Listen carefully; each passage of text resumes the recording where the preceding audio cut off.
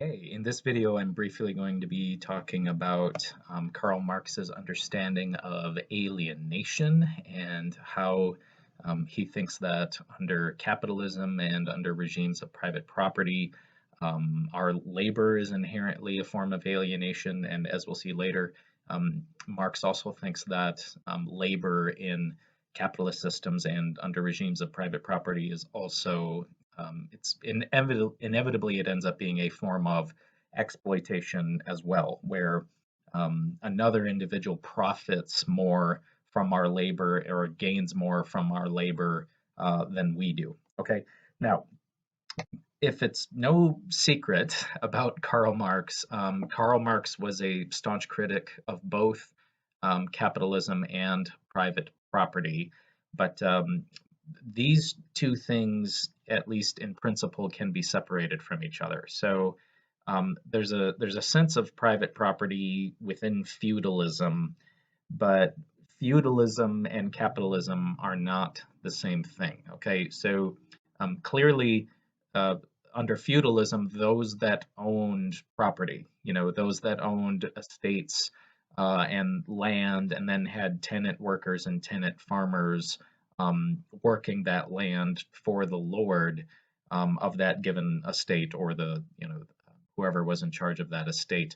There was a different sort of association here with private property in a feudal system than there is with capitalism. Okay, so under feudalism, and Hannah Arendt talks about this as well. Under feudalism, private property is a matter of having a geographical place to call one's own. Okay, so um, the idea that the estate belongs to the lord of that estate or whoever owns those lands, there's a deep sense of identification with place. And this is the case not only for the lord, but also for the tenant farmers and tenant workers as well.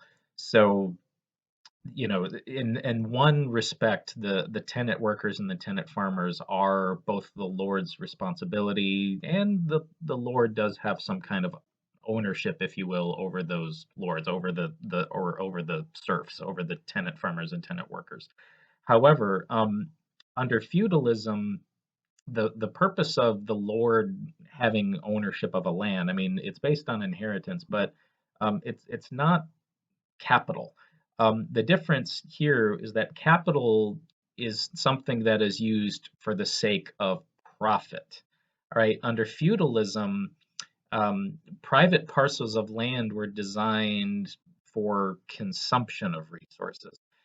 They weren't necessarily designed for profiting from the production of resources. So that's the major difference here. So in as much as the serfs and the tenant farmers and tenant workers did not own the land per se, they didn't have direct ownership of the land, they nevertheless, under feudalism, did have a pretty strong sense of autonomy in that they worked the land to provide for their own needs.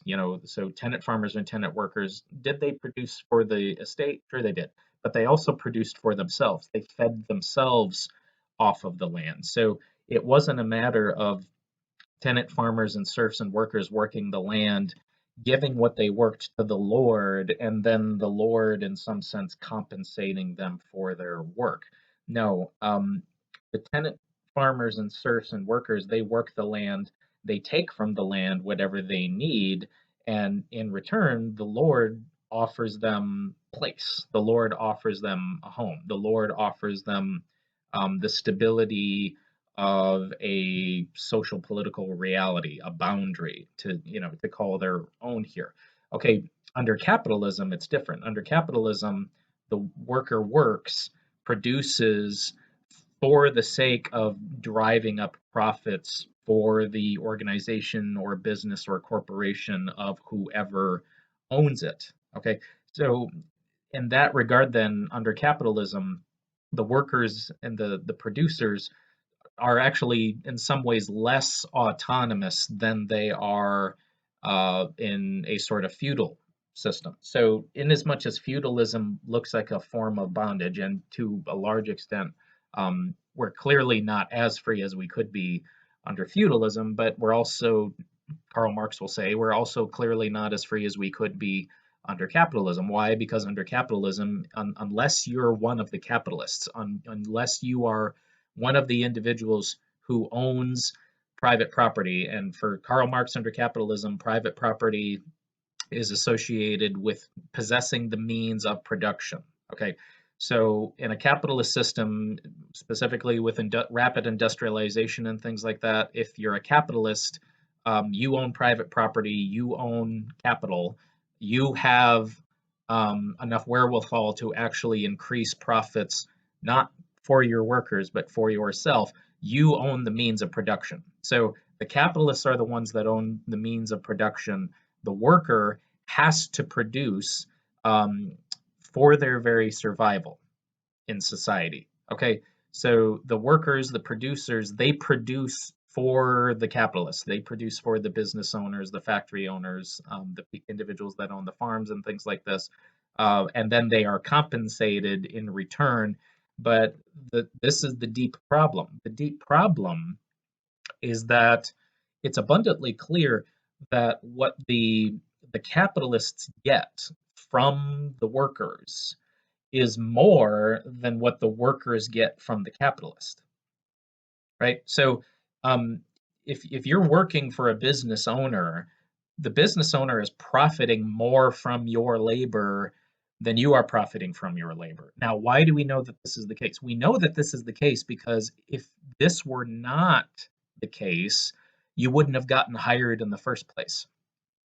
Okay, so when capitalists hire workers or have a demand for workers, it's when, due to relationships of supply and demand and things like that, we need to rapidly increase production, even if it's for a short period of time. Okay, so if I have a product that is in high demand, I'm going to need more workers to produce, so I'm going to have to hire more workers. Okay, now, but if the cost of production is going to be greater than whatever I stand to profit from production, then I'll just bite the bullet and not produce anything. Okay. So if the cost of production, either through hiring workers or the purchasing of raw materials and things like this, if the cost of production is going to be greater than whatever I stand to gain from supplying, allowing my supply to meet up with this demand, if that cost is going to be greater, then I just won't hire anybody. Okay. So with respect to the working class, the proletariat, as Karl Marx calls them, um, we think under capitalism that we're actually really, really, really free. Why? Because I can go get a job anywhere I want. If I don't like the conditions of this job, I can go get a different job. Now, with feudalism, that's not the case. If I don't like the lord that I'm working for, oh, then I have to move. Right? I have to go completely find a different situation, and I'm not going to be able to survive. So, with the collapse of feudalism, and we had the private ownership of the means of production. Okay, so we've done away with the feudal system, and we've allowed individuals that have the means to possess land, whether financially or through production and things like that. People who already have capital to purchase land, they go in and purchase the land, and then you're not going to be a serf. You're going to be a free hired worker, right? You don't have to work here if you don't want to. You can go work somebody else. But if you decide to work here, I'm going to compensate you at this rate for how much you produce, or it's going to be a flat, whatever the case may be, whatever the conditions are of your employment.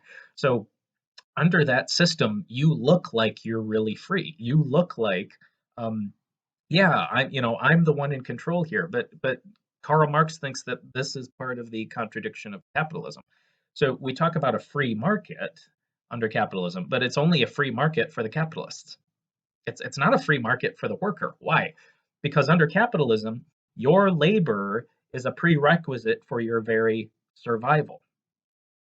Okay, the capitalists don't have to work. Why? The capitalists don't have to work because their means of survival is the production produced by the workers. So the capitalists live off of their net profit here. Okay, and again, and the larger the capitalist venture compared to smaller ones, the larger the capitalist venture, the less demand there's going to necessarily be. There's less demand there's going to be for workers. So, um, if you're demanding a really large amount of money to work here, I'm just going to say no. I'll just live off my profits. I'll just live off of interest for a while. So this works with large corporations and large businesses and industries and things like that. It doesn't work so much for small businesses. Okay, but so the worker thinks they are in control. The worker thinks that when they go into an office and they negotiate a salary or something like that, um, they have the bargaining power here. But the worker has little to no bargaining power. Why? Because the worker can't survive without working. So workers work to provide themselves with the basic necessities for survival. This is not the case for the capitalist. Okay, now, but the idea is that, well, even though this is true under capitalism, at least in principle, everybody can become a capitalist. So through your hard work, if you work hard enough, and if you work harder, everybody can become a capitalist. Everybody can become a business owner. Okay, now, but we know historically and we know economically that that is largely not the case. So, how many businesses, how many plots of land, and how much private property is handed down through inheritance, not through hard work? Okay, so I already talked about this in the video on John Locke and private property. So, we want to say that through your hard work, you can you can become a capitalist. You can have more than what you need to survive, and then you can take that extra and you can invest it to gain more, to gain profit. You can be a capitalist, but we also want people to work for it. Well, people that inherit it don't work for it. Okay, and to the extent that when it comes to private property and it comes to wealth and financial holdings and just raw materials and things like that, if a lot of that is handed down by inheritance, and by handing it down by inheritance, there's less left for the working class, even though you might get outliers where workers are able to just, by the sweat of their own brow, become capitalists. History tells us something completely different about this. Okay, now, so that is why eventually there's no distinction between capital and private property, or there's no distinction between wealth and private property. Okay, now, and a lot of times capital is financial just purely in terms of money or possession, but we can also talk about social political capital in terms of degree of influence that certain individuals have or certain populations have, which a lot of times this is associated with wealth. A lot of times this is associated with how much one owns and things like this. Now, but we can also talk about it in terms of social influence, degrees of trust, or what's called hermeneutical justice. So, um, for example, when it comes to believing testimony from certain kinds of individuals based on either gendered or racial demographics. So, if as a society we are more inclined to believe the testimony of an individual from this demographic rather than an individual from this demographic, well, that is a form of capital, right? So that this individual over here, whose testimony we are more willing to accept, even if it's unconsciously or subconsciously, simply because they look a certain way or they have a certain degree of education or whatever. I mean, so hermeneutically, we are giving more of the benefit of the doubt to this individual for largely irrelevant reasons, either for gendered reasons or racialized reasons, than we are to this individual over here. That is a form of capital, right?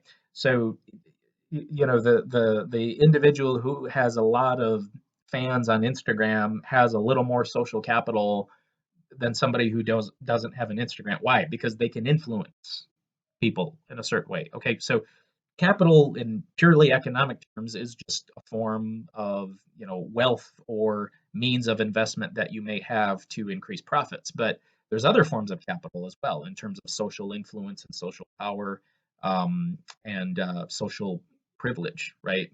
So if as a member of a given gendered or racial demographic there are certain problems in society you don't face as a member of that given demographic, you have a form of social political capital that members of other demographics do not have. Okay, now, and obviously, there's not a clear dividing line here between what's social, what's political, and what's economic, and what's private and personal. I mean, it's a hodgepodge of all of these sorts of things. As many feminist philosophers are going to say, that the personal is political. There's not a sharp distinction here between the private and the public, as we've already seen in the video with Hannah Arendt on the private and the public. Okay. Now, so inevitably, if capitalism if is associated with the ownership or the possession of the means of production, then to own private property is to own the means of production, and to own the means of production is to own society, is to own workers. Okay, so that's the major difference here. There's a difference between owning private property for the sake of consumption. So, and again, this is another part of the contradiction here.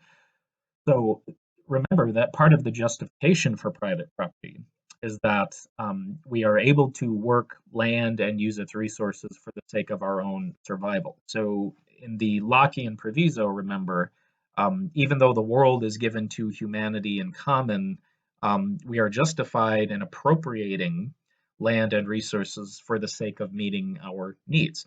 Now, Karl Marx does not deny that per se. He does not deny that, okay, well, we can appropriate land and resources to meet basic human needs.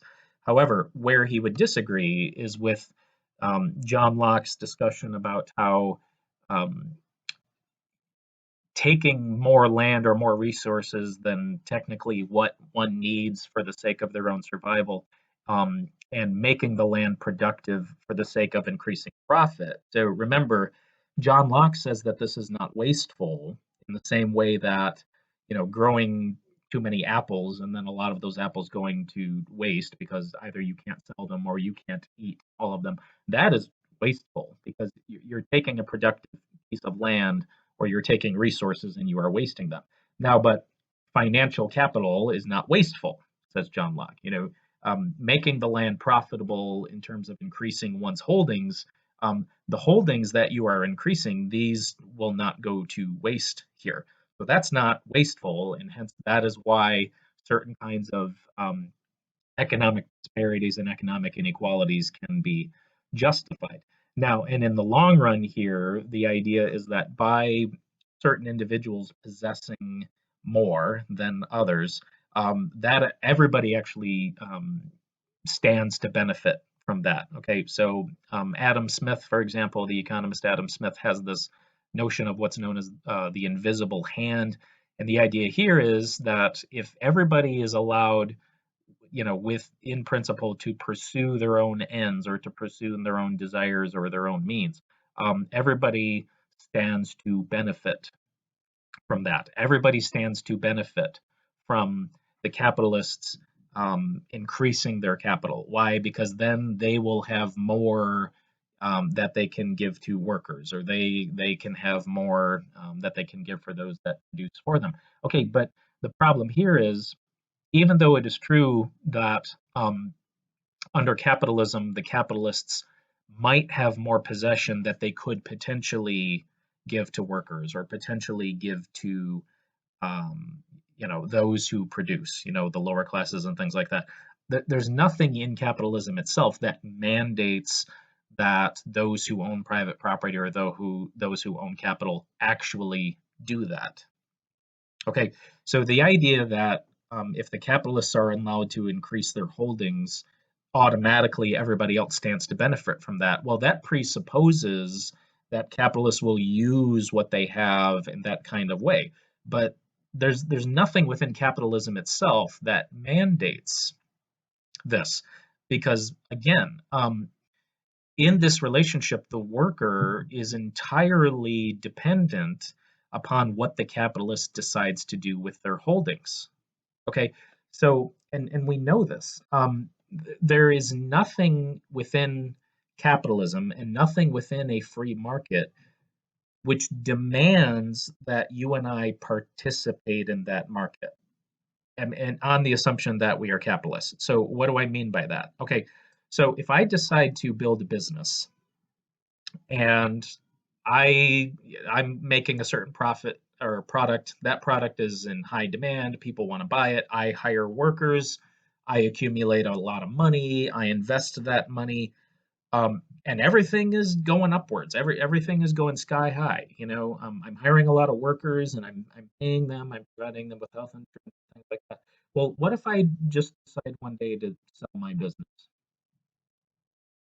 or not even sell my business? What if I just decide one day to just close my business?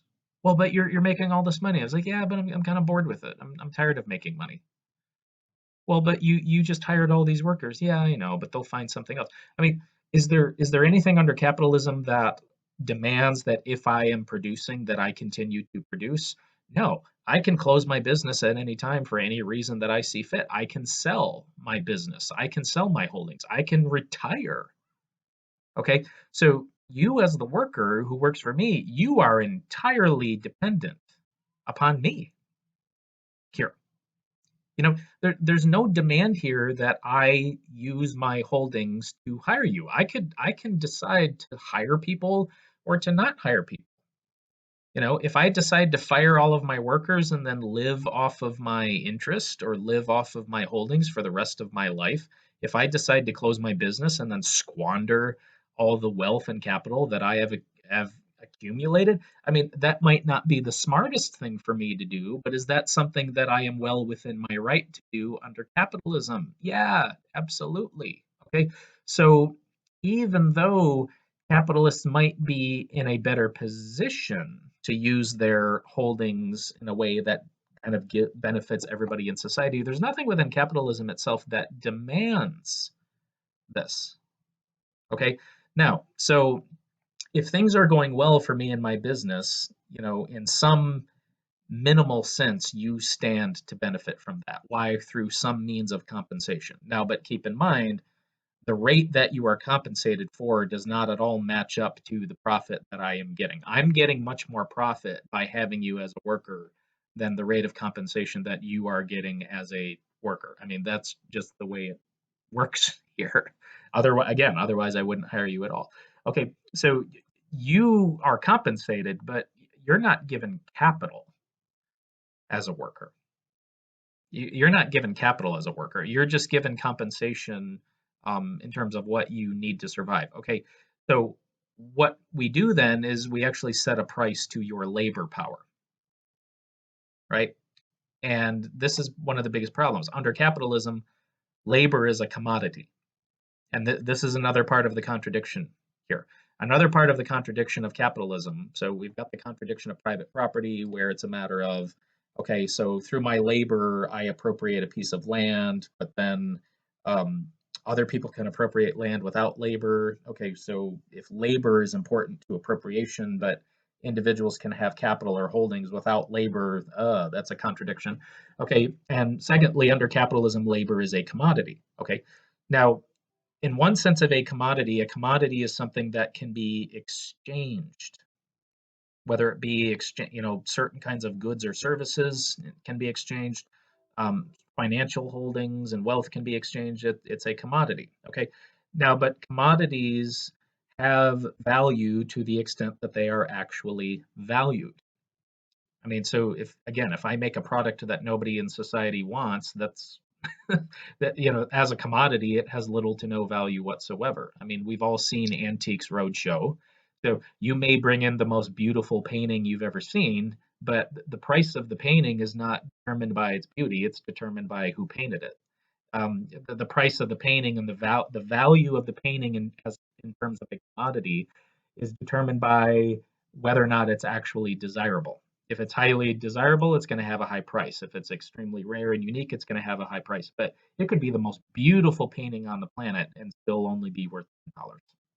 Yeah, it's a pretty painting, but it wasn't painted by anybody famous. It wasn't a painting that was yeah, in this palace the day that palace was set on fire during this war or anything like that, right? Um, so for example, if I'm not saying I would do this, but if I if I go and massacre 10 people with this shoe right here, I just walk around the street and I beat 10 people to death with my shoe. Um, and it becomes a big story in the news. I become John, the shoe murderer, is something like that. They give me some title and they say, "Why did I do it?" And I say, "Well, because I was making a philosophical point." Okay, so this shoe gets bagged into evidence, and then after my trial, where I'm obviously sent to prison for the rest of my life and everything because I murdered 10 people with my shoe. How much do you want to bet that if this shoe were stolen from evidence and were placed on eBay, that people would pay a significant amount of money to have this shoe? I guarantee it. I mean, that's incredibly grotesque and that's incredibly macabre that people would actually want to own instruments of murder. But hey, that's capitalism, right? There are people out there that would want to buy this shoe, right? Not because there's anything particularly special about the shoe itself. But the shoe is, I'm trying to put my shoe on. There we go. The shoe is part of a broader sort of story or a broader sort of narrative here. Okay.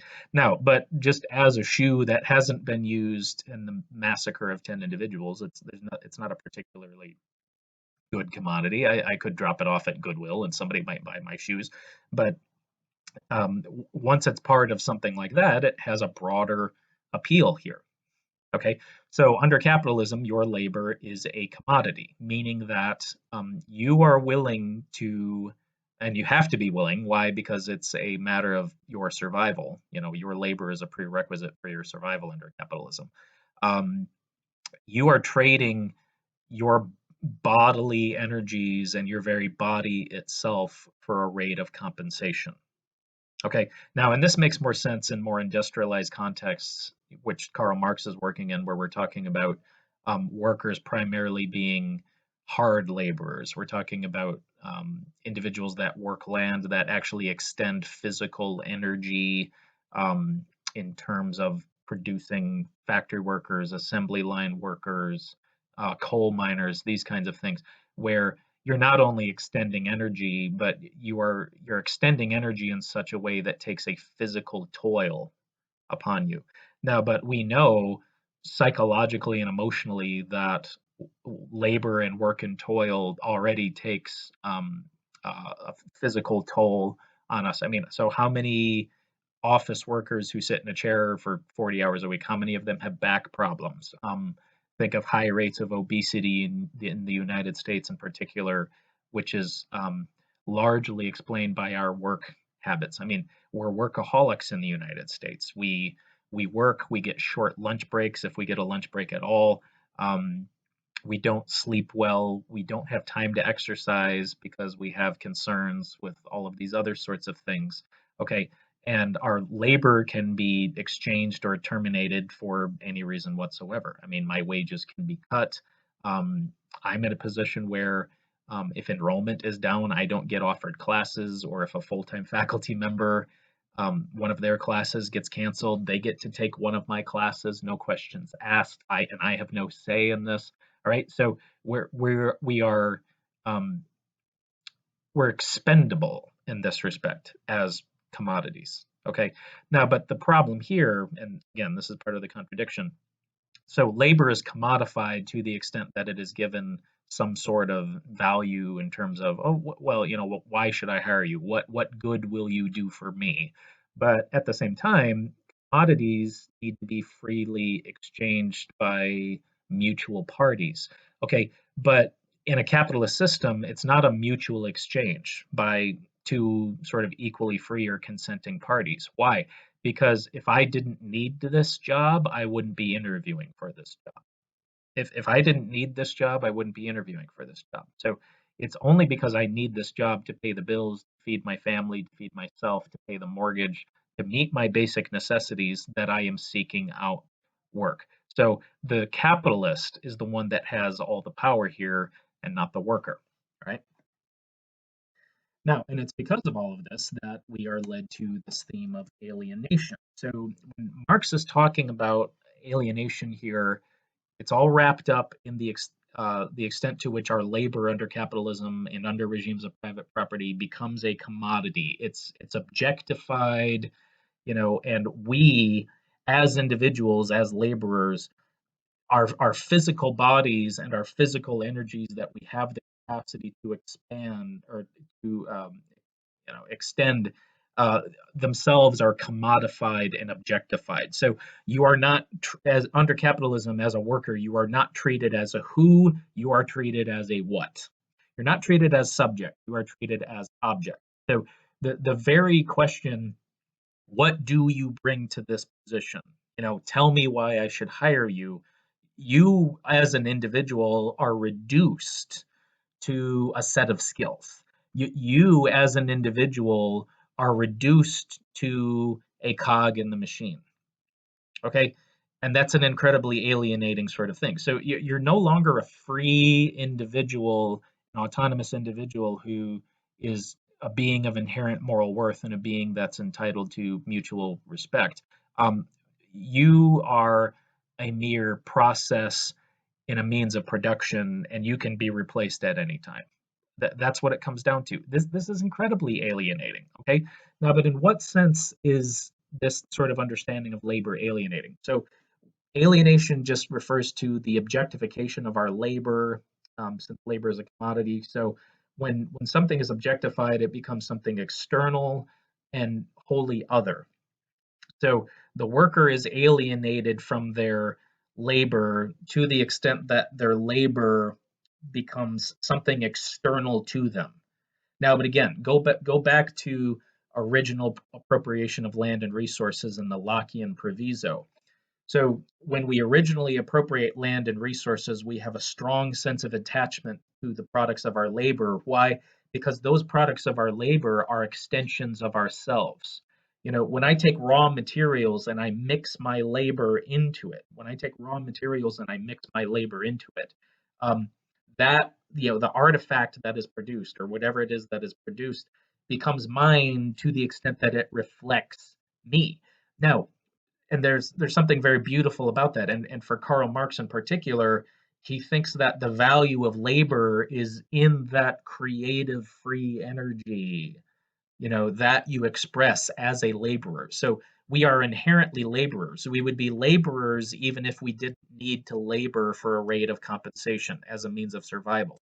And even in the original appropriation of land, labor is a prerequisite for survival, but I consume that which I produce in an original appropriation sort of scenario. So that's not alienating. Why? Because since I own what I produce and I consume what I produce, right? That's not alienating. Now, but if I'm a factory worker using my creative energies into creating a product, and then my boss is going to sell that product for profit and then give some of that profit, a small percentage of that profit, and give it to me as a rate of compensation here. I'm not consuming what I produce here. I'm not producing for my own sake. I'm largely producing for the boss's sake, for the factory owner's sake, for the capitalist's sake, and then the capitalist is just compensating me so that I can feed myself and get a good night's sleep. Now, but what benefit does the capitalist have here? So the capitalist needs to feed me. The capitalist needs to make sure that I get a good night's sleep, that I'm hydrated, that I don't smoke 2 packs a day, that I don't, that my body is not riddled with disease to the extent that I am a useful worker. So by me getting compensated, I'm able to feed myself, which is a necessity for my survival. But the necessity of my survival is now necessary for me to keep being a good laborer. So again, we could kind of throw a Euthyphro dilemma here. So do I work to survive or do I survive to work? Well, what does Karl Marx say? Under capitalism, it's both. Under capitalism, it's both. So the capitalist wants me to survive only to the extent that I am a worker. And under capitalism, my work is a precondition for my survival. So that's the irony. It's both. I work to survive and I survive to work. So as far as the capitalist is concerned, they need to compensate me so that I can survive, so that I can continue working, so that I can continue producing, so that they can continue profiting. But again, given the fact that the capitalist can pull the plug on their business ventures or anything like that at any time, my survival and hence myself, I am just a mere means to an end in this equation. I'm just a means to an end. The capitalist has a concern for my survival only to the extent that my survival stands to benefit them. Okay. Now, and to a certain extent, my interest in the survival of the company, depends entirely on what interest I have in continually working here. Now, but me as a worker, I'm going to have some interest in the survival of some company or some business venture. Why? Because I won't be able to survive without it. So again, it's the capitalist that is in control here. So how are we alienated under capitalism? Well, first of all, we are alienated from the products of our labor. The products that we produce are not owned by us. We extend our creative energies into the things that we produce, but the things that we produce are owned by the capitalists. So I produce something, the capitalist takes it, they sell it, they keep it, they do whatever they want with it. They set a price for it, or market demand sets a price for it, whatever the case may be. And then I'm just compensated in such a way so that I can continue surviving. I get enough to survive, but not much more than that, so that I can keep coming to the work. So I might actually start to hate the products of my labor. I mean, so if I, suppose I worked for some cereal company, just filling boxes of cereal. I think it would be really odd to consume the cereal that I'm producing. Yeah, and think about it. So we start to hate that which we produce. We start to hate the products made by the companies that we worked for, right? Sometimes I hate teaching. Right? Sometimes I absolutely hate it. Sometimes teaching philosophy takes all of the joy out of doing philosophy. Why? Because when you teach philosophy, you're not always doing philosophy. There is a distinction between doing philosophy and teaching philosophy. Okay. And to the extent that we recognize that, we say, oh, well, look at this beautiful thing I have created. Oh, well. So what the capitalist does is purchases the raw materials that I need to produce, right? It's their product. So they own the product. So they pay money or whatever to get the raw materials, but I am the one.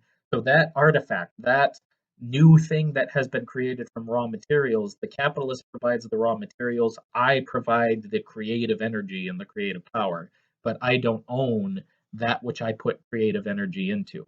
That's incredibly alienating. All right.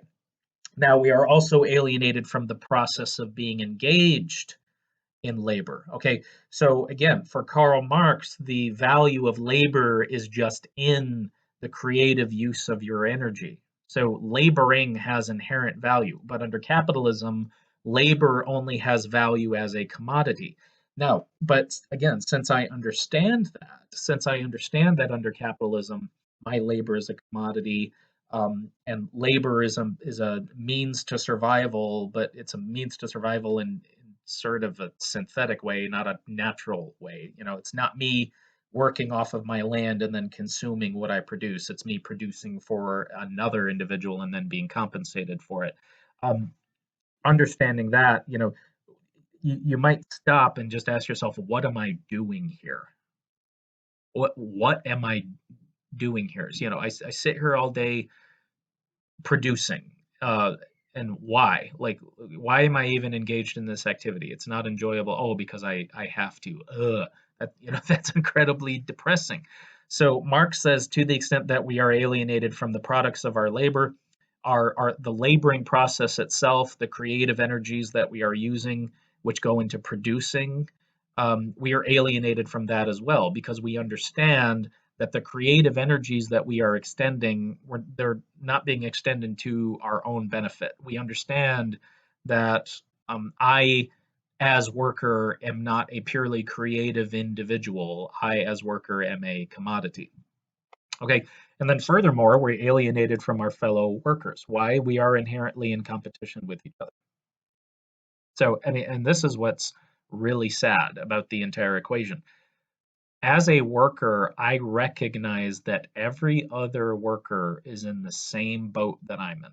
I recognize that all of us are basically being treated as cogs in a machine. We are means to an end. We are expendable commodities.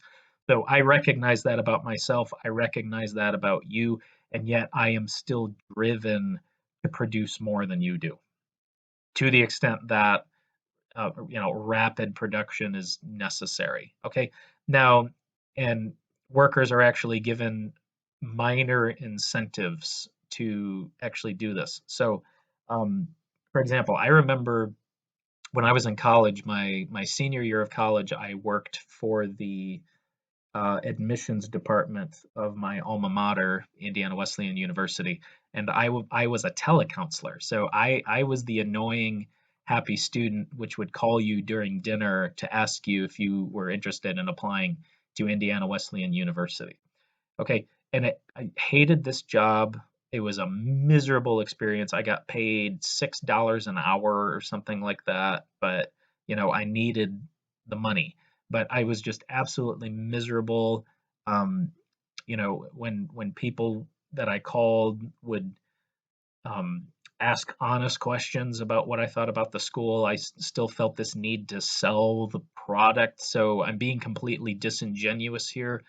Somebody says, "Oh, well, what's Indiana Wesleyan's stance on blah blah blah?" And I'm going, It's not a good one, but I have to sell the school. My job is to make you apply to this school. I'm selling the school, even if I think what I'm selling you is on certain nights complete bullshit, right? It doesn't matter. I have to sell the school. Okay. And I remember one night our manager or whoever it was came in and said, "All right, your quota tonight is 30 calls and 5 applications sent out, and the first person to get it is going to get this $5 gift card to the coffee shop at Indiana West." Ooh. And what do you think everybody in that office did? Everybody in that office rapidly started making the phone calls. And what was the incentive? A $5 gift card to the coffee shop. I mean, why? But this is what happens, right?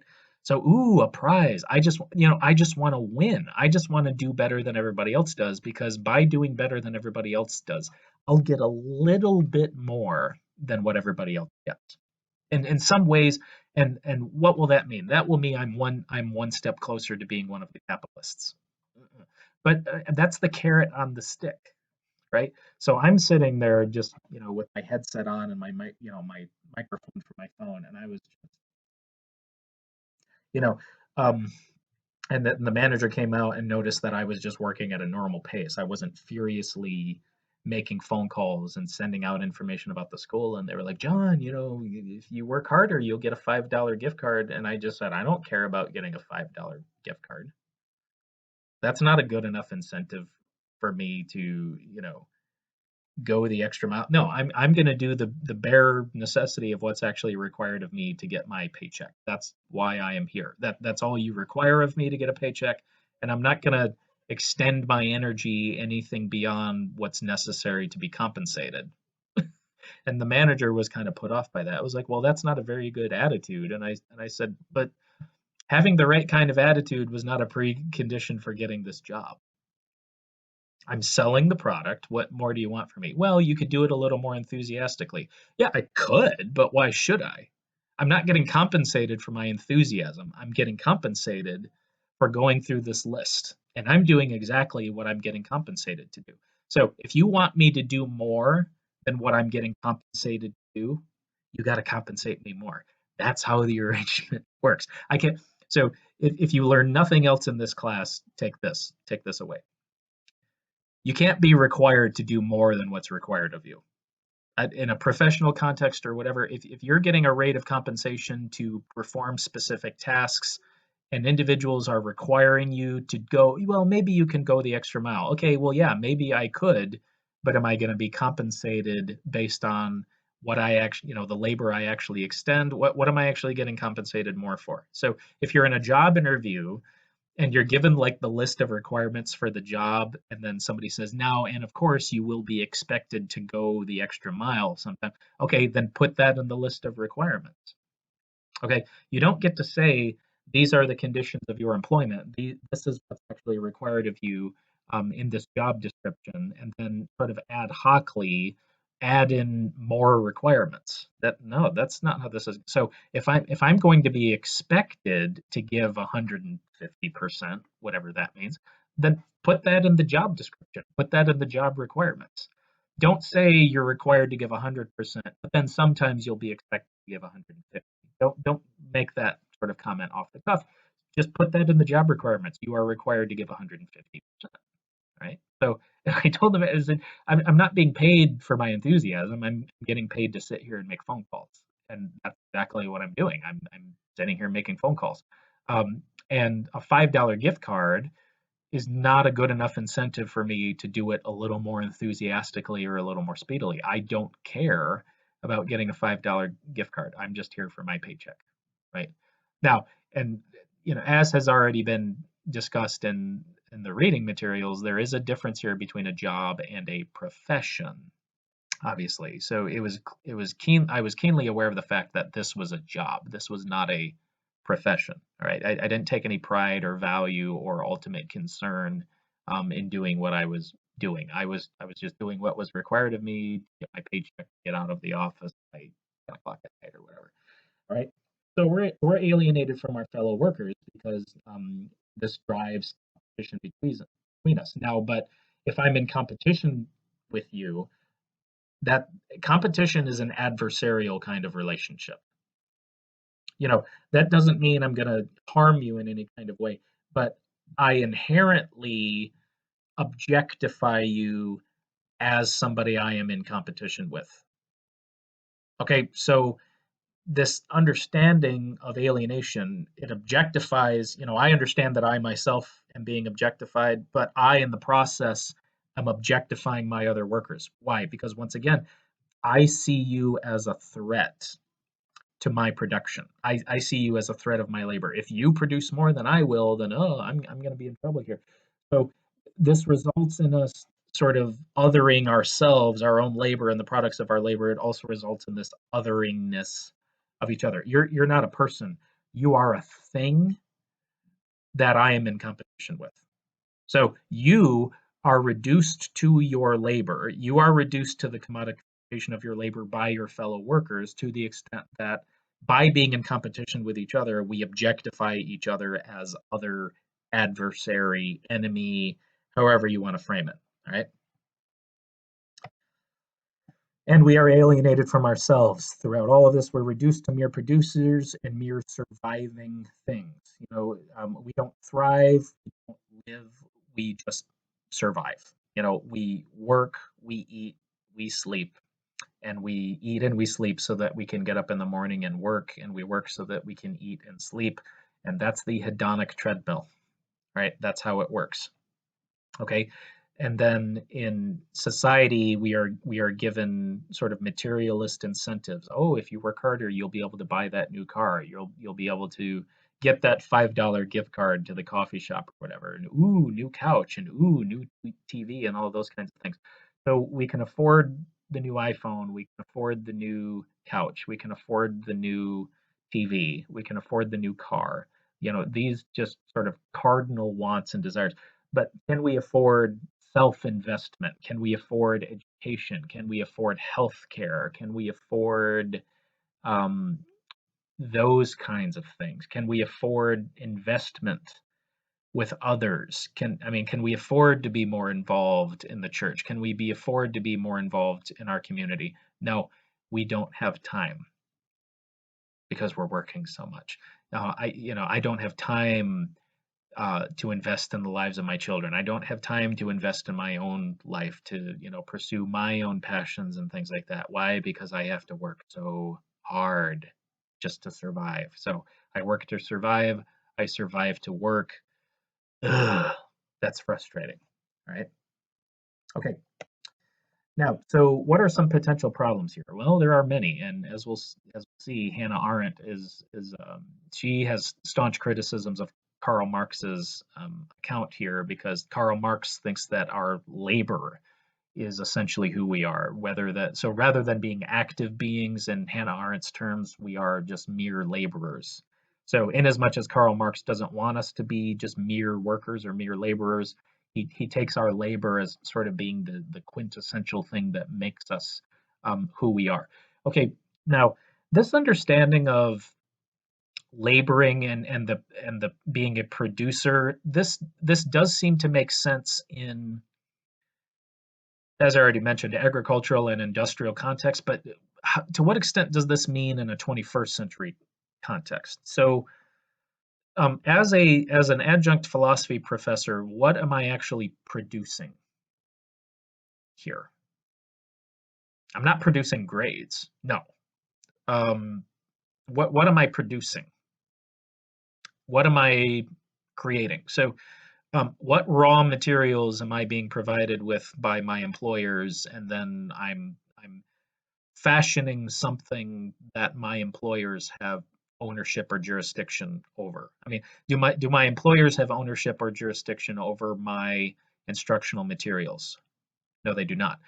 Do they have ownership or jurisdiction over my lectures or my curriculum or anything like that? No, I have ownership over all of that. Can any of my employers, tell me that there are certain things that I can and cannot teach? No, not my employers that have a high sense of academic freedom here. Um, Now, and furthermore, uh, is it true that even in industrial contexts, your creative energies are put into something? Okay, so here's what I mean by this. If I come up with the initial idea of the product, even if that product is being mass produced, is it your creative energies that go into making the product, or is it really my vision and ingenuity and entrepreneurship? Okay, so if I come up with the idea of the product and it starts getting mass produced, isn't it still my vision being produced? So you as the worker, you're being supplied with the raw materials, and to a certain extent your energies are involved in the mass production. But is your creative energy involved? Not really. It's my creative energy that is involved. Why? Because it's my vision. It's my product. I came up with the product. Okay? Now, what would be different is if you came up with the product, you came up with the idea, and then I took credit for that idea. Now, but if you're an assembly line worker, your energies are being put into use, but your creative energies aren't necessarily being put into use. Why? Because you're not innovating. You're not coming up with anything new. What you are doing in this assembly, you're taking my vision and just taking raw materials. You're taking my blueprint, my patent, my whatever, and you are fashioning my idea, not your own idea.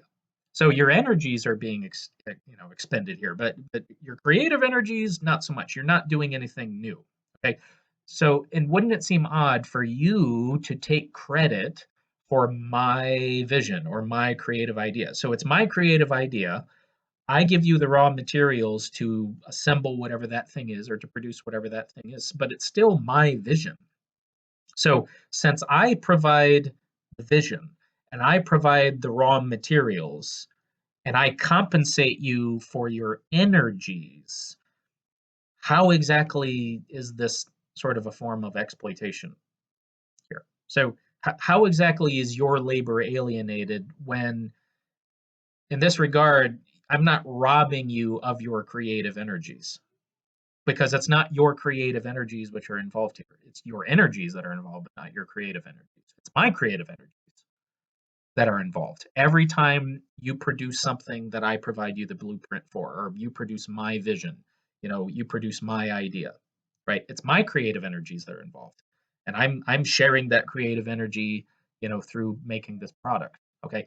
Now, but if we understand the alienation of labor in terms of this relationship of labor being a means for survival, that is a problem here. So that is still part of the equation, even if it's not your creative energies involved.